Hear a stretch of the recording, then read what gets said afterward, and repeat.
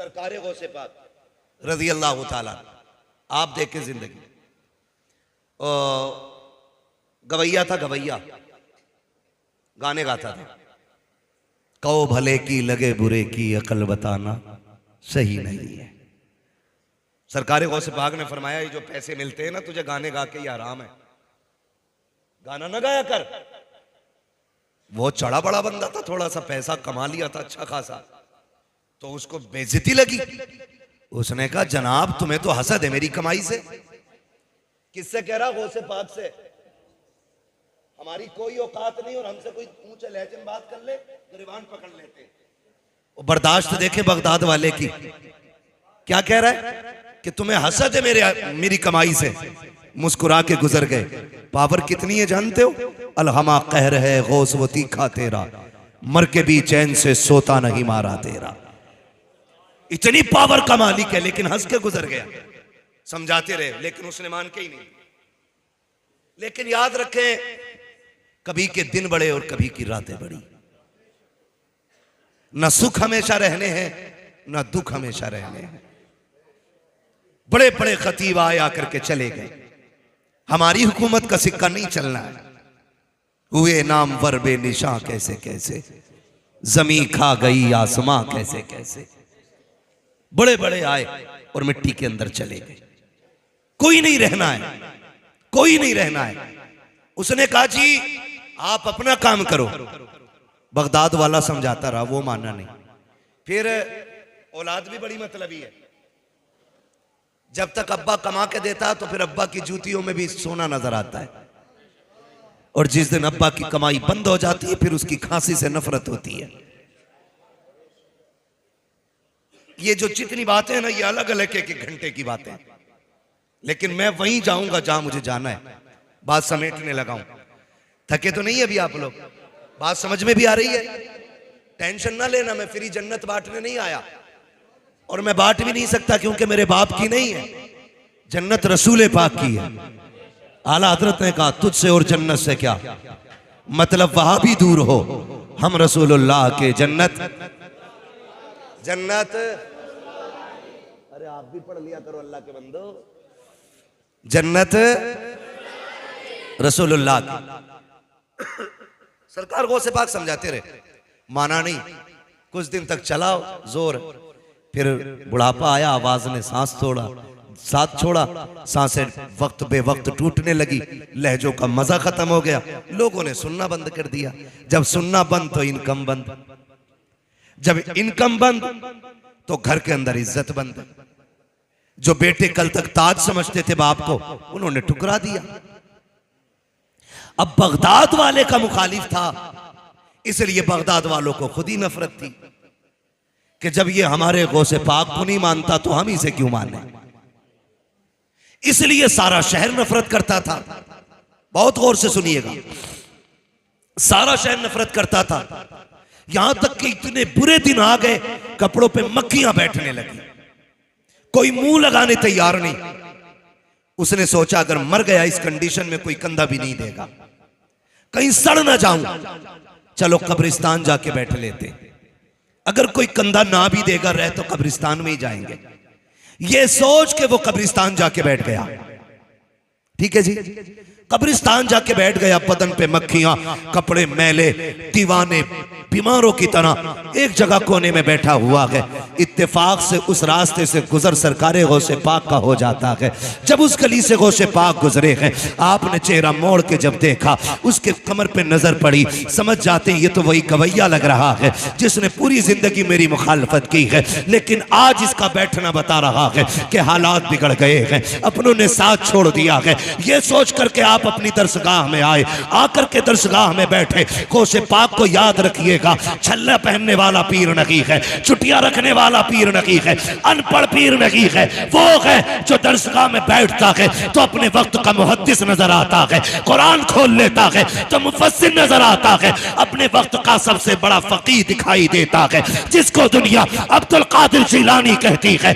बड़ा पीर ही नहीं, बड़ा आलिम भी है। दरसगाह में बैठे शागिर्द को बुलाया, उठा करके सोने के सिक्कों की थैली दी, कहा जाओ कब्रिस्तान चले जाओ। एक दीवाना बैठा है, जाके उसकी गोद में थैली रख देना। जब वो लेकर के चला गए, आप फरमाते ठहर तो सकी, अगर वो तुझसे ये पूछे किसने दी है तो नाम मत बता देना, इसलिए कि वो मुझे मानता नहीं है। हो सकता है मेरा नाम सुन करके मेरा दिया हुआ तोहफा लौटा दे। अल्लाह अकबर, पूछना चाहता हूँ, उस वक्त का पैसा सोने का होता था, आज का पैसा कागज का होता है। ये देते हुए वीडियो बनती है, वो देते हुए नाम छुपाया जा रहा है। का नाम ना बता देना, कहीं शर्मिंदा ना हो जाए। चाह अगर पूछे किसने दिया है तो नाम ना बताना। शागिर्द आया, गोद में सोने के सिक्कों की थैली रखी, रखने के बाद जाने लगा। फकीर ने हाथ थाम लिया, कहा यार बता तो सकी, पूरे शहर ने चेहरा फेर लिया है, कौन है जिसने मुझे सीने से लगाने की कोशिश की है, कौन है जिसको मेरे हाल पे तरस आया है। उसने कहा जनाब मुझे देने का हुक्म था, बताने की इजाजत नहीं थी। ये कह के जब चला, उसने भी थैली उठाई है, कमर के पीछे लगाई है, पीछे पीछे चला, कहीं तो जाएगा ये। वो आने वाला आया, गौसे पाक के मदरसे के दरवाजे पे ठहर गया। जब वो ठहरे देखा, वो भी जाके अंदर दरवाजे पे खड़ा हो जाता है। बगदाद वाले ने उसको देखा, उसकी आंख में आंसू थे। आप दरसगाह छोड़ देते हैं, उठ के उसके पास जा रहे हैं जिसने पूरी जिंदगी मुखालफत की थी, पूरी जिंदगी गालियां दी थी। कंधे पे हाथ रखा, यार क्या बात है, क्या इससे गुजारा नहीं हो पाएगा? चीख निकल गई। उसने कहा बात गुजारे की नहीं है, ख्याल आ रहा है, मैं समझ गया था कि इस पूरे शहर के अंदर कोई और नहीं हो सकता, ये मुस्तफा का शहजादा ही हो सकता है जिसने दुश्मन पे भी करम किया है। कहा ये सोच करके यहाँ तक आ गया हूँ। उसने थैली कदमों में रखी, कहा बगदाद वाले बता तो सकी, पूरी जिंदगी तेरी बातों को ठुकराता रहा, पूरी जिंदगी तुझे झुठलाता रहा, आज दुनिया ने ठुकराया है, तब तूने सीने से लगाया है। मैं पूछना चाहता हूँ कि आज तेरी बात मान लो तो खुदा राजी होगा कि नहीं? बगदाद वाले ने मुस्कुरा के कहा था, नादान परेशान क्यों होता है, गुस्ल करके तौबा करना ये तेरा काम है, तुझे वली बना देना अब्दुल कादिर जिलानी का काम। नारे तकबीर, नारे रिसालत, नारे गौसियत, मसलके आला हजरत, फैजाने गौसे आजम। सुभान अल्लाह। तवज्जो है, बरेली से आवाज आती, आता है फकीरों पे उन्हें प्यार कुछ ऐसा, खुद भीख दे और खुद कहे मंगते का भला हो। मंगता तो है मंगता, कोई शाहों में दिखा दो जिसको मेरे सरकार से टुकड़ा ना मिला हो, जिसको मेरे सरकार से टुकड़ा ना मिला हो। जानते हो एक बात कही जाती है, लोग कहते थे पहले जीना मुश्किल है और अब हकीकत ये कि अब मरना मुश्किल हो गया। हजरत मरना मुश्किल हो गया। कफन की महंगाई, तीजे के चनों की महंगाई, हाँ तीजे के चनों की महंगाई। जानते कितने में कलमे की तादाद मुकर्रर हो रही है, ये आप अपने आलिम से पूछें। लेकिन ये आलिम से नहीं पूछते, ये मुखिया से पूछते हैं कितने पूरे हो जाएंगे। मुखिया कह रहे आप पिछले बार एक मुट्ठी मिले थे, 35 किलो आए थे, अब का 70 कर लो, क्योंकि हजरत वो भी बच्चे चनों पे पालना चाह रहे हैं। दो दो मुट्ठी तो आई जा। और बांटने वाले अल्लाह माफ करे, जलील करने नहीं आया, कुछ समझाने आया हूं। चने उतने लाओ जितने में कलमे की तादाद पूरी हो जाए, भले बंदे को एक एक चना ही क्यों ना मिले। इन बढ़ते खर्चों ने गरीबों को मरने पे मुश्किल कर दिया उनका मरना। और हम इसे मसला क्या हजरत कहते। कुछ जगहों पे 1.5 क्विंटल चना आ रहा है, और जिसके घर पे बच्चों को खिलाने के लिए 2 किलो आटा ना हो, वो 1.5 किलो चने कहां से लाएगा, 1.5 क्विंटल। लेकिन मुआशरे के चलन ने ना इतना मजबूर कर दिया है कि बेवा भले जेवर बेचे, लेकिन शोहर के 40वें में 1.5 क्विंटल चने मंगाने पड़ेंगे। इसे मसलक कहते हैं हम लोग नहीं, ये मसलक के आड़ में गुंडागर्दी कर रहे हैं हम लोग। जिसे बुरा लगे उठ के चला जाए, चापलूसी करने की आदत मेरी नहीं है। मैं आईना हूं, दिखाऊंगा दाग चेहरे के, जिसे खराब लगे सामने से हट जाए। भाई अभी लाश हॉस्पिटल से नहीं आई, बिरयानी वाला पहले पहुंच गया। पता करो दफन में लोग आएंगे, कितने रिश्तेदार होंगे इनके। सोच यार, जरा दिल पे हाथ रख। जिस बेवा का जिंदगी भर का सुहाग उछड़ गया हो, वो रिश्तेदार गिनेगी उस वक्त में। जिसके घर से खुशियां रूठ गई हो, वो बताए कि कितने रिश्तेदार हैं। और बेगैरती की हद तब हो जाती है जब पूछा जाता है चावल शरबती का रहेगा या 11-21 का। अब भी ठूसने की पड़ी है, गैरत नहीं आती है हमें। ओ भाई, वो खा ले जिनका घर बहुत दूर हो। अगर गुंजाइश है तो गरीबों को खिलाओ, कर्ज लेके तो गरीब को भी खिलाने की इजाजत नहीं। क्यों? 11-21 बनेगा कि शरबती? बिरयानी बड़े की बनेगी कि छोटे की? खुदा की कसम सोच तो सही। घर में झांकता तो देख किसी कोने में बेटी बेहोश पड़ी है। उसने होश खो दिया है क्योंकि उसका बाप चला गया है। बेटे को देख दीवार से लग के रो रहा है। पूरी जिंदगी उसे बाप की याद सताती रहेगी। तुझे बिरयानी की पड़ी हुई है। वो देख बेवा के मुंह में पानी डाला जा रहा है, उसे होश तक नहीं आ रहा है। तुम्हें कौरमे और रोटी की पड़ी हुई है। कोई कहता है 11-21 लाया जाए, कोई कहता है शरबती लाया जाए। आपसे कहना चाहता हूं, ये मसला के आला हजरत नहीं है। जब दरवाजे पे आने के बाद कुछ फ्री का खाने वाले, खुराकी पे पलने वाले ठल हुए लोग आके कहते हैं खाने में क्या बनेगा। बच्चा यतीम दौड़ के कहता है अम्मी वो लोग पूछ रहे हैं खाने में क्या बनेगा, बिरयानी बननी है कि उड़द गोश्त बनेगा। बेवा की आंख में आंसू होते हैं, तड़प के कहती है बेटे उनसे कह दो जो चाहे बना ले, हमारी तो दुनिया उजड़ चुकी है, अब हमें कुछ भी अच्छा नहीं लगता है, जो उनकी मर्जी चाहे बना ले। फिर बाहर से खबर आती है बताओ तो सही पैसा है कि उधार ले लिया जाए। बेवा कहती है बेटे तेरे बाप के इलाज में 50,000 का कर्जा हम पहले ही ले चुके हैं, इनसे कह दो सारा उधार ले लें। जहां से बाप के हॉस्पिटल का कर्जा दिया जाएगा वहां से हराम की खाने वालों का भी कर्जा दे देंगे। खुदा की कसम गैरत आनी चाहिए। ये मसला के आला हजरत नहीं है। मसला के आला हजरत तो ये है अगर तुझे पता था कोई गरीब पीछे यतीम छोड़ के गया है, किसी गरीब ने बेवा छोड़ी है, किसी की बेटियों के ऊपर पता दुपट्टा है, इस हाल में दुनिया से गया है, तो खाली पेट ना जा, खाली जेब ना जा, 500 रुपए जेब में डाल और जा चेहरा बाद में देख। पहले यतीम बच्ची को तलाश कर, पहले उसके यतीम बेटे को तलाश कर, 500 रुपए निकाल यतीम की जेब में डाल दे। खुदा की कसम अगर यतीम राजी हो जाएगा काबे वाला भी राजी होगा, मदीने वाला भी राजी।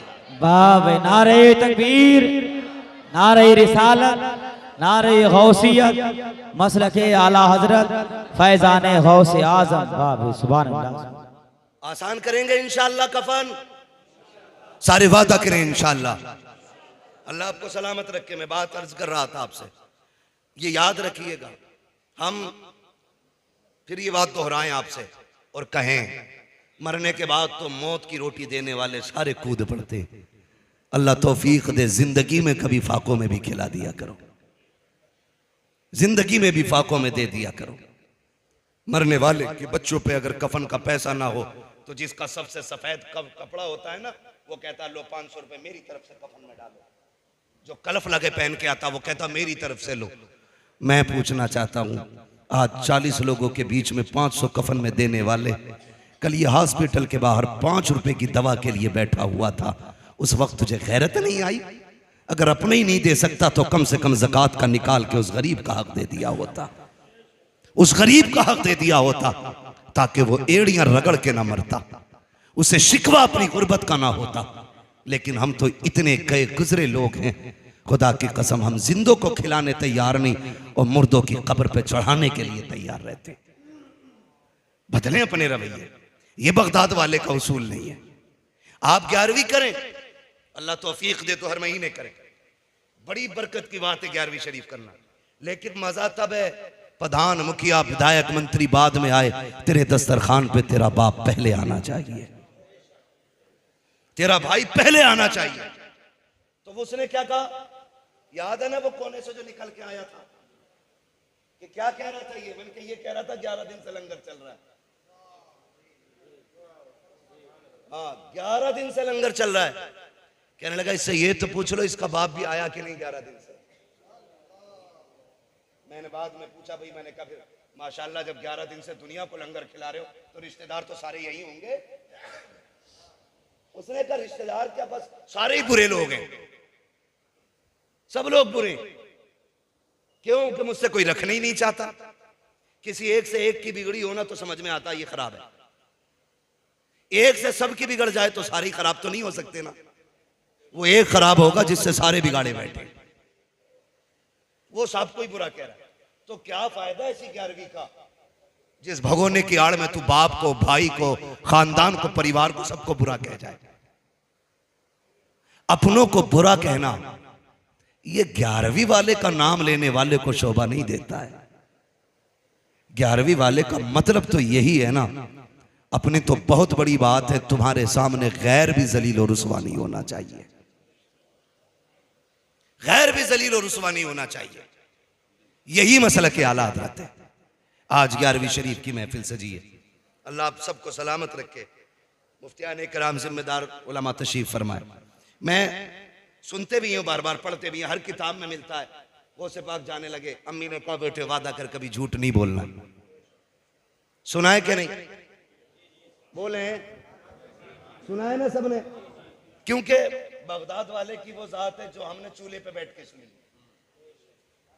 अम्मी सबसे पहले अगर किसी की बात सुनाती है बच्चे को तो वो बगदाद वाले की होती है, क्योंकि 12वीं साल में एक बार आती है, 11वीं हर महीने आया करती है। ठीक है, तो ये वाकया सभी ने सुना है। माँ ने क्या कहा, बेटे झूठ नहीं बोलना। कौन कह रही है? वो जिसने कभी अपनी जबान से कभी जुमला गलत बोला ही नहीं। वो कह रही है जिसने कभी जिंदगी में गैर महरम को देखा ही नहीं। वो कह रही है जिन्होंने अपनी जबान से खिलाफ शरा कोई जुमला नहीं बोला। वो कह रही है जिसने शरीयत की हदें पार नहीं की। और किससे कह रही है? उससे कह रही जो आलम अरवाह में भी वली है, मां के शिकम में भी वली है, जो पैदा हुआ तब भी वली, जो कमालात मुस्तफा और जमाले मुस्तफा का मजहर है। कमाल यह है कि मेरे नबी तशरीफ लाए आते ही सजदा किया, गौसे पाक तशरीफ लाए आते ही रोजा रखा, उन्होंने आते ही सजदा किया, इन्होंने आते ही रोजा रखा। ये कमाल का मजहर है। लेकिन मां क्या कह रही है? बेटे झूठ ना बोलना। जो मादरजाद वली हो वो झूठ बोलेगा, जो आलम अरवाह में वली रहा हो वो झूठ बोलेगा। लेकिन मां तू बताना, तूने क्यों कहा? कहती बात यह है कि मैं बेटे को जानती हूं, मेरा बेटा झूठ नहीं बोलेगा, लेकिन बेटे को आने वाले हादसे में जरूरत पड़ने वाले मामले की पेशीन गोई कर रही थी। यानी कि अम्मी देख रही थी कि मेरा बेटा जाएगा, डाकू लूटेंगे, इनसे सवाल होगा पैसे किधर है। मैं बता देती हूं, जब पूछा जाए तो झूठ ना बोलना, सच बता देना क्या है और कहां है। क्यों? मां है, जानती हैं कि जब ये बताएंगे ना तो खुदा की कसम सिर्फ इनका ही किरदार बुलंद नहीं होगा, अल्लाह इनके सदक़े में उन डाकुओं को भी अपना वली बना डालेगा। मैं रुक के एक बात कहूं, बगदाद वाले की अम्मी कहती है झूठ ना बोलना। हम अपने बच्चे को 10 रुपए दें, 5 की भिंडी, 3 का धनिया, 2 का नींबू लेके आ, वो 10 का सामान ले जाता, 10 रुपए फिर वापस। अम्मी ये रहा सामान और ये रहे तुम्हारे 10 रुपए।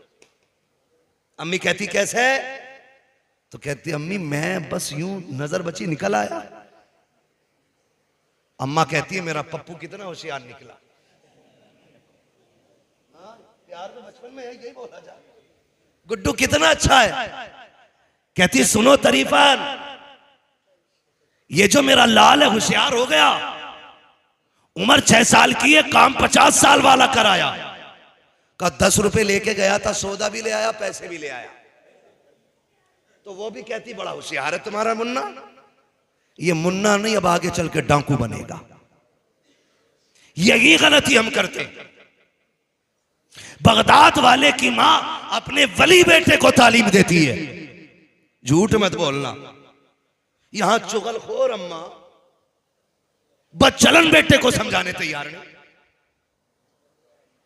शर्म आनी चाहिए, रवैये ये होने चाहिए। हमारा बेटा पहले दिन 1 रुपया किसी का फालतू लाया था, अम्मा कान पकड़ के कहती बेटे हम हुजूर के उम्मती हैं, हमारे नबी ने एक दाना हराम का हम पे हराम किया है, हम फाका रहेंगे लेकिन हराम का किसी का एक दाना नहीं खाएंगे। जब आप बच्चे को बचपन में ये तालीम देते ना, तो खुदा की कसम बेटा आपका होता, कौम के लिए वही सलाहुद्दीन अय्यूबी बन जाता, वही मोहम्मद बिन कासिम बन जाता, वही कौम का सरमाया बन जाता, वो डाकू ना बनता। जब 25 साल की उम्र में पकड़ा जाता है ना जेब काटता हुआ, कहते हैं मौलाना पहली बार गया था और पहली बार फंस गया, दुआ कर दो निकल गया। तो मुझे हजरत उमर याद आते हैं। चोर पकड़ा गया हजरत उमर के दौरे खिलाफत में, फरमाया हाथ काटो इसके। उसने कहा उमर माफ कर दें, पहली बार चोरी की है। फरमाया अब झूठ की सजा कोड़े भी लगाओ। उसने कहा हुजूर झूठ क्या बोला? कहा तू ये कह रहा है पहली बार चोरी की है। तो फरमाने लगे हाँ यही तो झूठ है। कहा कैसे? कहने लगे नादान, रब इतना करीम है, बंदा पहली बार गुनाह करे तो वो बंदे को कभी खुलने ही नहीं देता है। तू जो ये कह रहा पहली बार चोरी की है, तू ये झूठ बोल रहा है कि रब ने तुझे माफ ना किया हो।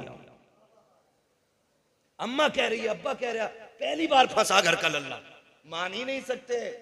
पहली बार में तो रब बचा देता है, रब बचा देता है, इसलिए कि रब अपने बंदे पे 70 माँ बाप से ज्यादा मेहरबान। और एक माँ कितनी मेहरबान होती है, इंसान तो छोड़ो। कुछ दिन पहले सोशल मीडिया पे एक वीडियो हिरन का देखा था कि जिसमें एक मगरमच्छ या भेड़िया जो भी था पानी में पीछा कर रहा था हिरन के बच्चे का। जब बच्चा मगरमच्छ से थोड़े से फासले पर रह गया ना, तो हिरन दौड़ के आके बच्चे और मगरमच्छ के बीच में खड़ा हो गया। गोया उसने अपने आप को मगरमच्छ का शिकार बना दिया, इसलिए कि मैं मर जाऊं मेरा बच्चा बच जाए। बता, अगर जानवर के दिल में बच्चे का इतना प्यार है, तो फिर हव्वा की बेटी के दिल में अपने लाल का कितना प्यार रखा होगा। कोई अंदाजा नहीं लगा सकता है, कोई अंदाजा नहीं लगा सकता है। बगदाद वाले को डाकुओं ने रोका, कहा था 40 थे, हाँ दिखाओ। उधेड़ो सिलाई, सिलाई उधेड़ी, खन खन गिरे, आंखें फैल गई। बच्चे इतना बड़ा नुकसान कर लिया, इतना बड़ा नुकसान क्या हुआ? का झूठ बोल देता ना तो ये 40 सिक्के बच जाते। आप कहते हैं झूठ बोल के 40 सिक्के तो बच जाते, लेकिन मां से किया हुआ वादा तो टूट जाता ना। कहते हैं अब्दुल कादिर 40 सिक्के नहीं 40,000 सिक्कों को आग लगा सकता है, लेकिन मां से किए हुए वादे से कभी जबान नहीं फेर सकता है। मैं आपसे रुक के एक बात कहूं, सारे नौजवान बैठे और यकीनन सारे ही मां के जरिए दुनिया में आए, कोई बिना मां के तो नहीं आया ना। हम ऐसे मुंह क्यों देख रहे हैं कि आधे मां के जरिए आए आधे आसमान से गिरे? सारी मां के जरिए आए ना। क्या हम मां के साथ उतनी वफादार हैं जितना बगदाद वाला वफादार है? सोचे जरा, वो मां से किया हुआ वादा निभा रहे हैं और हम लोग अम्मा को कहते हैं बस अभी आया, वो कहती है रुक तो जा, हाथ झटक के कहते तुझे पता नहीं मेरा दोस्त चौक में खड़ा है। हमारा यार हमारे लिए अहम हो गया और मां की अहमियत खत्म हो गई। ये ना करें। मां बेवकूफ नहीं होती है, मां इतनी दानिश्वर होती है कि जिस बीमारी को डॉक्टर मशीन में डाल के आला लगा के ब्लड निकाल के चेक करके बताते ना, मां चेहरा देख के बेटे की वो बीमारी पकड़ लेती है। इसे मां कहते हैं और हम उसे कहते हैं मेरी मां तो पगली है। उसे बेवकूफ बनाने में कितनी देर लगती है? यार कहते यार तू इतनी रात में जा रहा है, गेट खुला होगा, अम्मी डांटेगी नहीं? अरे छोड़ यार, उसे क्या पता उसे बेवकूफ बनाने में कितनी देर लगती है। नादान, कभी माँ बाप के लिए ये जुमला ना बोलना कि उसे बेवकूफ बनाने में देर नहीं लगती है। खुदा की कसम वो तुझसे नहीं, तेरे जैसे 70 लालों से ज्यादा दिमाग रखती है, तुझसे ज्यादा शऊर रखती है, तुझसे ज्यादा होश उसके पास है। तुझे क्या लगता है अगर तेरी गलती पे नजर डाल के वो नजर फेर लेती है तो मतलब ये नहीं है वो जानती नहीं है? नहीं, खुदा की कसम वो अपने सामने भी बेटे को रुसवा रुसवा होना, रुसवा करना, जलील करना नहीं चाहती है। वो ये चाहती है जैसे मेरा लाल आज मेरे सामने खुश रहता है, वैसे ही मेरा लाल हमेशा मेरे सामने मुस्कुराता रहे। बेशक जिंदाबाद, सुभान अल्लाह सुभान हम उसे बेवकूफी का नाम दे देते, ऐसा ना करना। याद रखो, एक सीधी सी बात जानते हैं, कोई भी पीर तुम्हें 40 नहीं 80 दिन बुला के माँ बाप की मर्जी के बगैर चिल्ले नहीं चिल्ले कटवा दे तो तुम गधे तो बन सकते हो, वली नहीं बन सकते हो। हाँ, इसलिए कि विलायत में सबसे अहम किरदार मां का होता है। अगर मां ना चाहे तो बेटा वली नहीं बन सकता है, और मां चाह ले तो किसान बेटा भी वली बन जाया करता है। किसान बेटा भी वली बन जाया करता है। सबसे ज्यादा अहम हमारी जिंदगी में हमारे लिए जो दुआओं का क़िबला अल्लाह ने बनाया, जिसे मुस्तजाब दावा ज़ात हमारे लिए बनाया, वो हमारे माँ बाप की ज़ात होती है। माँ बाप की ज़ात होती है। कोशिश ये करें हम अपने माँ बाप से दुआएं लें, हम अपने माँ बाप से दुआएं लें। पीर साहब कह रहे हैं ना 40 जुमेरात में अगरबत्ती लगानी है, तो बारिश कितनी भी है ना, सैलाब आया तो लेकर पहन के जा रहे हैं अगरबत्ती लगा, अर्ज खुल गए अगरबत्ती लगेगी। क्यों? हजूर ने कहा खजूर भी कूटा जाएगा और ये खजूर भी कूटा जाएगा। बरकत नहीं हो रही, कह रहा 40 दिन झाड़ू लगा दे, यहाँ बरकत हो जाएगी। अल्लाह तू नहीं है भाई, रज़ाक अल्लाह है, रोजी तेरे कंट्रोल में नहीं है। तू 40 नहीं 40 साल लगवा ले, झाड़ू मिलना कुछ नहीं है। सिर्फ ये कहते 40 नमाजें बाजमात मस्जिद में पढ़, अल्लाह तेरे रिस्क में बरकतें अता फरमा देगा। है ना? अकीदे बड़े कमजोर हमारे, इतने कमजोर। 40 दिन अगरबत्ती लगा लेंगे, 20 दिन 20 जुम्मेराते जाके चिराग जला लेंगे। 20 मिनट माँ बाप को नहीं दे सकते हम लोग, 20 मिनट माँ की खिदमत नहीं कर सकते। जाओ, गारंटी है मेरी, दुनिया घूम के आ जाओ, अगर माँ बाप नाराज हैं कुछ नहीं मिल सकता है। अगर मिला हो तो बता दो, ना मिलने की मिसाल मैं तुम्हें बायजीद बुस्तामी की बताऊं, खुदा की कसम, इतना बड़ा वली है, इतना बड़ा वली। किसी ने कहा हुजूर बताइए आपको विलायत कैसे मिली? आप कहते हैं किसी को विलायत सजदों से मिलती है, किसी को कयाम से मिलती है, किसी को सदकों से मिलती है, किसी को जगहों से मिलती है। मुझको जो विलायत मिली है ये मेरी माँ के दुआओं के सदके में अता की गई।